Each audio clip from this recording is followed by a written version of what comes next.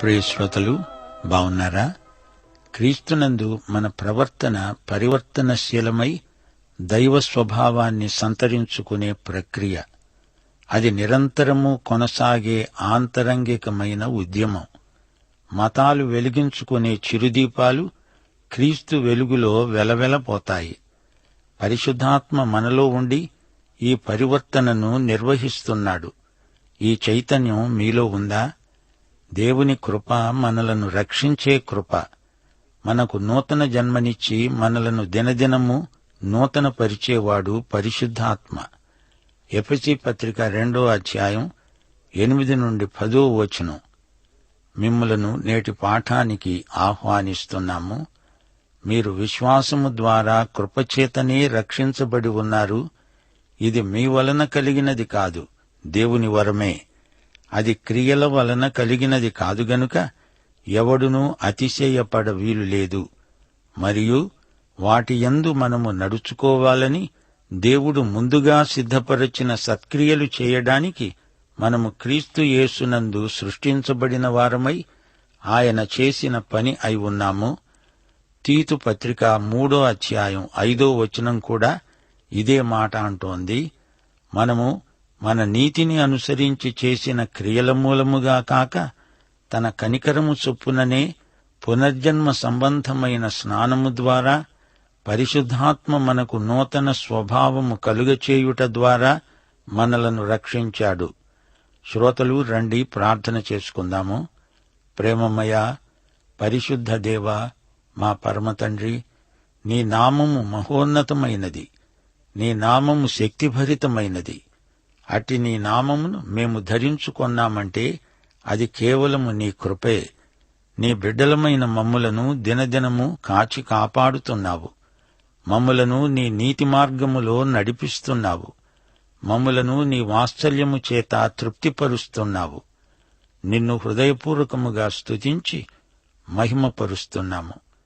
విమోచనాత్మకమైన నీ కృపలకై నీకు మేమెంతో కృతజ్ఞులము. మా శ్రోతలను, వారి కుటుంబములను, పిల్లలను ఆశీర్వదించండి. చంటి బిడ్డలను, వయోవృద్ధులను దర్శించండి. కుటుంబ సంబంధాలలో ప్రేమ, సదవగాహన ప్రవర్తిల్లాలని ప్రార్థిస్తున్నాము. బిడ్డలకు ఆయురారోగ్యములు ప్రసాదించండి. వారి భవిష్యత్తును మీరే తీర్చిదిద్దండి. బాల్యదశ నుండి పిల్లలకు నీ వాక్యాన్ని అందించే సేవలో తల్లిదండ్రులకు శ్రద్ధాసక్తులు కలిగించండి. పిల్లలను ప్రేమతో క్రమశిక్షణలో పెంచడానికి తల్లిదండ్రులకు పరిశుద్ధాత్మ నడుపుదల, నింపుదల ప్రసాదించండి. మా దేశమందలి క్రైస్తవ సంఘములను, అనుబంధిత సంస్థలను దీవించండి. అంకిత భావముతో సేవ చేయడానికి వారికి త్యాగశీలము అనుగ్రహించండి. మా దేశమును, దేశ ప్రభుత్వమును, ప్రజలను ఆశీర్వదించండి. ఆధ్యాత్మిక విలువలు, నైతిక బాధ్యతలు విస్మరించక ప్రజలు పరోపకార బుద్ధి గలవారై మెలగునట్లు వారిని దీవించండి. నేటి వాక్య అధ్యయన ఆశీర్వాదములు మాకందరికి సమృద్ధిగా దయచేయుమని, సైతానీయ దుష్టశక్తులను లయపరచుమని యేసుక్రీస్తు వారి మహానామమున ప్రార్థిస్తున్నాము తండ్రి. ఆమేన్. శ్రోతలు, ఈ రోజున మనం దేవుని వాక్యమనే బైబిలు గ్రంథ విశిష్టతను, ఈ గ్రంథమును ఎలా పఠించాలో, ఈ గ్రంథమునకు మనం విధేయులమైతే ఎలాంటి దీవెనలు మనకు ప్రాప్తిస్తాయో ఇంతకు ముందు పాఠాలలో నేర్చుకున్నాము. క్రైస్తవ సంఘ సభ్యులలో బైబిలు అజ్ఞానం ప్రమాదకరం. బైబిలులోని సత్యాలు తెలియకపోవటం చేత క్రైస్తవ జీవితాలు విఫలమైపోతున్నాయి. దేవుని వాక్యానికి విధేయులు కండి. అందులోని పరమసత్యాలను సాధన చెయ్యండి. అప్పుడు మనకు సమస్తము సాధ్యమే అవుతుంది. నమ్మేవారికి అంతా సుసాధ్యమే అని ప్రభువు చెప్పాడు. లోకంలోని గ్రంథాలన్నిటిలోకి బైబిలు గ్రంథరాజం. ఎన్నో ప్రతులు అమ్ముడుపోతున్నాయంటే దేవునికి స్తోత్రం. కాని బైబిలును శ్రద్ధగా పఠించేవారు కొద్దిమందే ఉన్నారు. వీరు అబద్ధ బోధకుల వలల్లో చిక్కుకుంటున్నారు. వాక్యాన్ని చదవాలి, ధ్యానించాలి. వాక్యమును గురించి నమ్మకమైన బోధకులు చెప్పింది కూడా వినాలి. దాన్ని తిరిగి వాక్యంతో సరిపోల్చి చూసుకోవాలి. ఇతరులతో వాక్య సత్యాలను పంచుకుంటూ మన వాక్య జ్ఞానాన్ని పెంచుకుంటూ పోవాలి. సంఘ సహవాసం మానకూడదు. నీవేమీ బైబిలు నిఘంటువు పుస్తకానివి కావు, మనిషివి. సహవాసం, గృహదర్శనం మానకూడదు. విశ్వాసులు ఒకరినొకరు తరచుగా సందర్శించుకుంటూ ఉండాలి. మనం విశ్వాసులం, విశ్వాస సాక్షులం, విశ్వసనీయులం. ఎంత గొప్ప బోధకుడైనా విశ్వాస బృందం నుండి తనను తాను వేరుపరచుకోకూడదు. తానే ఒక బైబిలు విజ్ఞాన సర్వస్వమైనట్లు కనపరుచుకోకూడదు. నోటుబుక్కు నుండి నోటుబుక్కుకు నీ జ్ఞానం బదిలీ చేయటం కాదు. నీ నోటి మాట హృదయం నుంచి వస్తే అది ఇతరుల హృదయాలను తాకుతుంది. బైబిలును అభ్యసించి దానిని ఇతరులతో పంచుకోవాలి. అప్పుడే నీ బైబిలు జ్ఞానం సార్థకమవుతుంది, లేదా అది నిరర్థకమవుతుంది. బైబిలు అనేక భాషల్లోకి అనువదించబడింది. మూల భాషలు 3: హీబ్రూ, అరామిక్, గ్రీకు. ఈ బైబిలు గ్రంథకర్త అయిన ప్రభువు నీ గురించే చింతిస్తున్నాడు. ఆయన నీకోసం తన ప్రాణమిచ్చి రక్తదానం చేసిన ప్రేమమూర్తి యేసు. ఆయన మన ప్రియతమ నాయకుడు. నీ గురించి, నీ దేశాన్ని గురించి, నీ జాతిని గురించి ఆయన సంకల్ప ప్రణాళిక ఉంది. ఈయన నీ సృష్టికర్త అయిన పరమదేవుడు. నిన్నాయన ఎంతో ప్రేమిస్తున్నాడు. ఆయనే విశ్వమంతటినీ సృజించిన మహాదేవుడు. గ్రహాలు, ఉపగ్రహాలు, సూర్యచంద్ర నక్షత్రాదులు, ఆకాశ మహాకాశములు అంతా అన్నీ ఆయన సృష్టే. ఆయనను వ్యక్తిగతంగా కలుసుకోవడానికి, తెలుసుకోవడానికి ఉపకరించే ఏకైక గ్రంథం పరిశుద్ధ బైబిలు. ఈ గ్రంథం నిన్ను దీవిస్తుంది, నీలో జీవిస్తుంది. నిన్ను, నీ కుటుంబాన్ని ఆశీర్వదిస్తుంది. నీ జాతికి, దేశానికి నిన్నే ఆశీర్వాదంగా చేస్తుంది. ఈ గ్రంథంలో చెప్పబడిందంతా చేసి చూడు. అప్పుడు చెప్పు, ఇతరులకు నేర్పు. దేశానికి అభివృద్ధి, వ్యక్తులలో వికాసము, జాతీయ పురోగతి కలిగించడానికి దైవ సందేశమే ఈ పవిత్ర గ్రంథం. దరిద్రం పోవాలంటే, ఆధ్యాత్మిక సంపన్నత కలగాలంటే, ఆకలి తీరాలంటే, సమృద్ధి ఆహారం లభించాలంటే దేవుని వాక్యం నీలో ఉండాలి. రోగాలు పోవాలంటే దేవుని వాక్యమే సర్వశరీరానికి పరమౌషధం, ఆరోగ్యం. పాపం పోయి నీతిమత్వం కలగాలంటే దేవుని వాక్యమే నీలో ఆ క్రియ జరిగించగలదు. పరిశుద్ధాత్మ దేవుని వాక్యం లేకుండా పనిచేయడు. పేరాశ, గర్వం పోవాలంటే, త్యాగశీలం అలవడాలంటే, ఆధ్యాత్మిక చింతన, వినయశీలం పెంపారాలంటే బైబిలు గ్రంథ పారాయణం, క్రమబద్ధమైన అధ్యయనం ఎంతైనా అవసరం, అగత్యం. దేవుని గ్రంథాన్ని మన ఇండ్లలో ప్రత్యేకంగా ఉంచాలి. ఇది పరమగ్రంథం, మానవ హేతుబుద్ధిని అధిగమించిన అతీత గ్రంథం. బైబిలులో దేవుని మాటలు, తలంపులు, సంకల్పము విశదీకరించబడ్డాయి. మానవతను రక్షించడానికి దేవుడు రూపొందించిన ప్రేమపూర్వక సంకల్ప ప్రణాళిక ఈ గ్రంథమంతటా వివరించబడింది. 4000 సంవత్సరాల క్రిందటి పుస్తకమే అయినా ఈ బైబిలు గ్రంథానికి కాలదోషం పట్టదు. పాత నిబంధన, కొత్త నిబంధన ఈ రెండూ కలిసి బైబిలు అయింది. యేసు ప్రభువు జన్మించకముందు దేవుడు ఇశ్రాయేలు జాతికి ఏమేమి చెప్పాడు, చేశాడు అనే విషయాలు పాత నిబంధనలో ఉన్నాయి. యేసు జన్మ వృత్తాంతం, ఆయన జీవితము, సేవ, ఆయన శిలువ మరణం, పునరుత్థానం, ఆరోహణం మొదలైన అంశాలు కొత్త నిబంధనలో ఉన్నాయి. యేసు రాయబారులు అనగా అపోస్తలులు చేసిన సేవ, వారి పత్రికలు కొత్త నిబంధనలో ఉన్నాయి. ఇవన్నీ మన ఆధ్యాత్మిక జీవితానికి ఎంతైనా తోడ్పడతాయి, ప్రోత్సహిస్తాయి, ప్రేరేపిస్తాయి. యేసు ప్రభువు పునరుత్థానుడైన తరువాత 50 సంవత్సరాల వ్యవధిలో అపోస్తలులు రాసిన పత్రికలు కొత్త నిబంధనలో సగానికి పైగా ఉన్నాయి. శ్రోతలు, మన విశ్వాసానికి రుజువు, సమర్థన బైబిలే. తన విశ్వాసమే సరైంది అని విశ్వాసికి ఎలా తెలుసు? నాకిది సరైంది అనిపించబట్టి కాదు, నేను అనుకుంటున్నాను అని కాదు, క్రైస్తవులు లోకంలో అధిక సంఖ్యలో ఉన్నారని కాదు.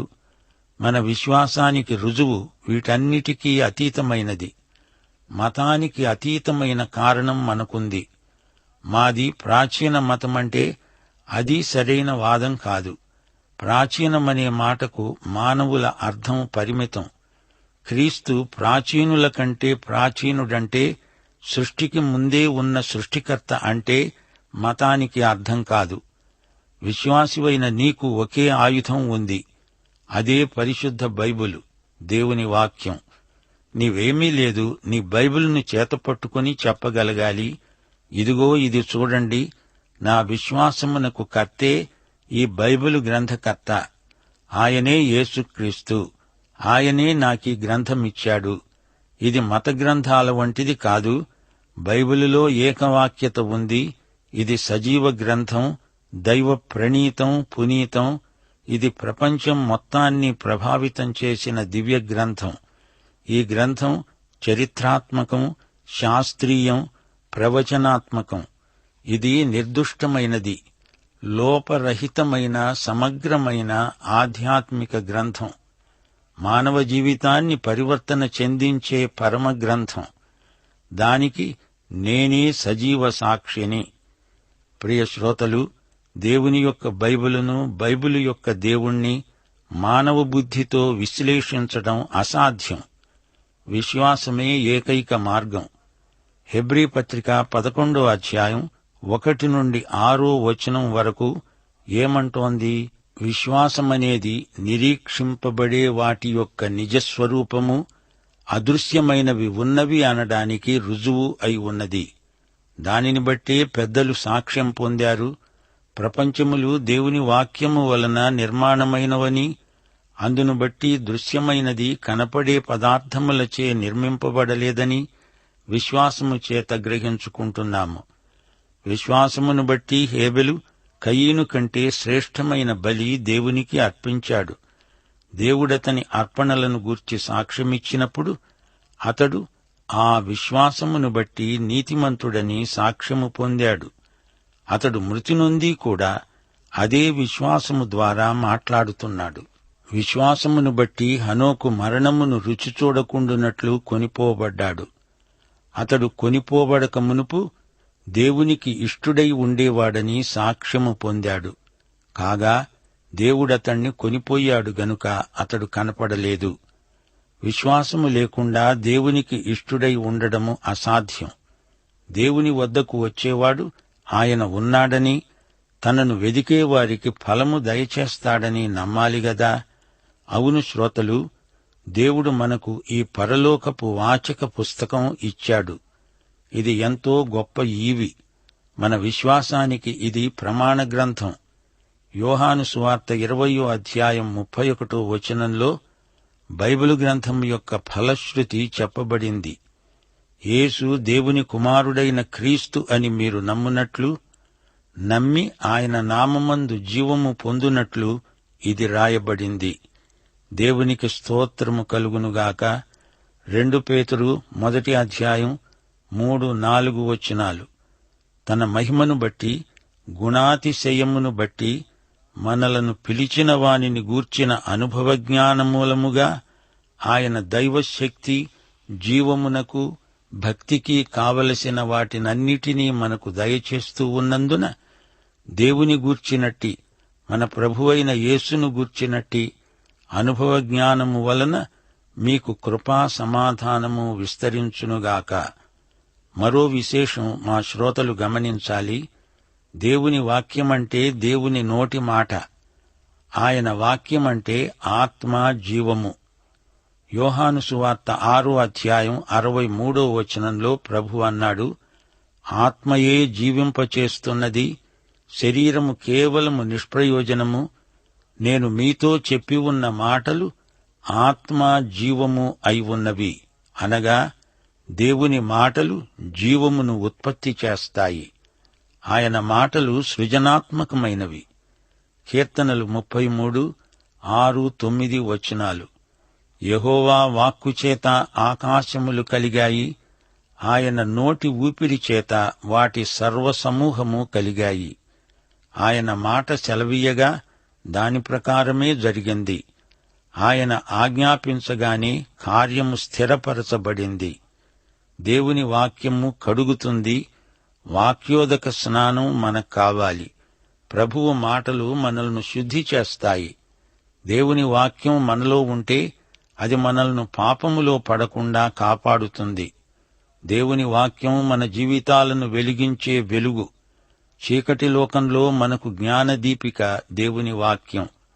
మన ఆత్మలకు ఆహారం దేవుని వాక్యం. వాక్య భోజనం క్రమేణా మనకు అధిక బలం చేకూరుస్తుంది. క్రీస్తు శరీరం ఎదగాలంటే ఇదే బలవర్ధకమైన ఆహారం. 1 కొరింథీ 3:1-2 వచనాల్లో పౌలంటున్నాడు, సహోదరులారా, ఆత్మ సంబంధులైన మనుష్యులతో మాట్లాడినట్లు నేను మీతో మాట్లాడలేకపోయాను. శరీర సంబంధులైన మనుష్యులే అని, క్రీస్తునందు పసిబిడ్డలే అని మీతో మాట్లాడవలసి వచ్చింది. అప్పటిలో మీకు బలము చాలకపోయినందున పాలతోనే మిమ్మలను పెంచాను గాని అన్నముతో కాదు. దేవుని బిడ్డలు ఆత్మయందు ఎదగాలంటే వాక్య భోజనం తింటూ ఉండాలి. ఎఫెసీ పత్రిక 4:12-15 వచనం వరకు దేవుని బిడ్డల ఎదుగుదల క్రమం వివరించబడింది. పౌలన్నాడు, మనమందరము విశ్వాసము విషయములో దేవుని కుమారుని గూర్చిన జ్ఞాన విషయములో ఏకత్వము పొంది సంపూర్ణ పురుషులమయ్యే వరకు, అనగా క్రీస్తునకు కలిగిన సంపూర్ణతకు సమానమైన సంపూర్ణత గలవారమయ్యే వరకు ఆయన ఈలాగు నియమించాడు. శ్రోతలు వింటున్నారా? దేవుని వాక్యం ఒక విత్తనం, బీజం. అది మన యందు ఫలించాలని దేవుని చిత్తం. 2 కొరింథీ 9:10 వచనంలో పౌలు ఇదే మాట అన్నాడు. విత్తేవానికి విత్తనమును, తినటానికి ఆహారమును దయచేసే దేవుడు మీకు విత్తనము దయచేసి విస్తరింపచేసి మీరు ప్రతి విషయములో పూర్ణౌదార్య భాగ్యము గలవారగునట్లు మీ నీతి ఫలములు వృద్ధి పొందిస్తాడు. చూచారా, దేవుని వాక్య బీజం ఎంత పని చేస్తుందో ఊహించలేము. దేవుని వాక్యమనే ఆత్మ ఖడ్గము మన సర్వాంగ కవచములోనిది. ఎఫెసీ పత్రిక 6:17 వచనం, నడుమునకు సత్యమనే దట్టి, ఇది దేవుని వాక్యమే. దేవుని వాక్యమే ఆత్మ ఖడ్గం కూడా. వాక్య సత్యముతో సైతాను దెబ్బను కాచుకోగలము, వాక్య ఖడ్గముతో సైతానును కొట్టగలము. ఒకే వాక్యము 2 విధాల పనిచేస్తుంది. హెబ్రీ పత్రిక 4:12 వచనంలో చెప్పినట్లు, దేవుని వాక్యము సజీవమై రెండంచులు గల ఎటువంటి ఖడ్గము కంటే వాడిగా ఉండి ప్రాణాత్మలను, కీళ్లను, మూలుగను విభజించే మట్టుకు దూరుతూ హృదయం యొక్క తలంపులను, ఆలోచనలను శోధిస్తున్నది. వాక్య ఖడ్గముతో యేసు ప్రభు సైతాను శోధనలను జయించాడు. అదే వాక్యం ఈ రోజున మనకు గొప్ప ఆయుధమై విజయానికి సాధనమవుతోంది. దేవుని వాక్యమును గూర్చిన మరో పరమరహస్యమున్నది.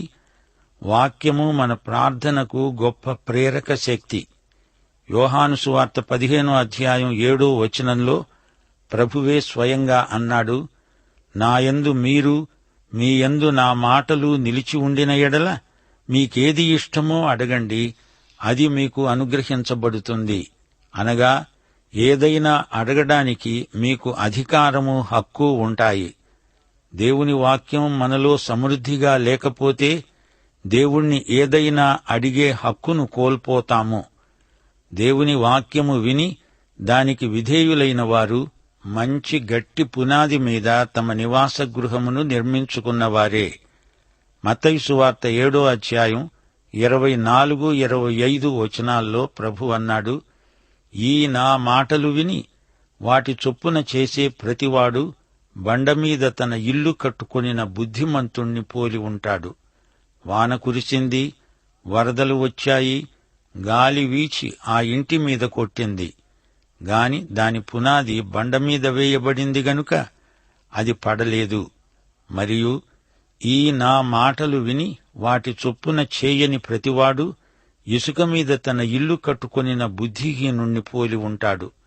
వాన కురిసింది, వరదలొచ్చాయి, గాలి విసిరి ఆ ఇంటి మీద కొట్టింది, అప్పుడది కూలబడింది. దేవుని వాక్యం మనలో పటిష్టమైన పునాది బలం. మన పరిస్థితులు ఎంత ప్రతికూలమైనా మనం స్థిరంగా నిలబడి ఉండగలం.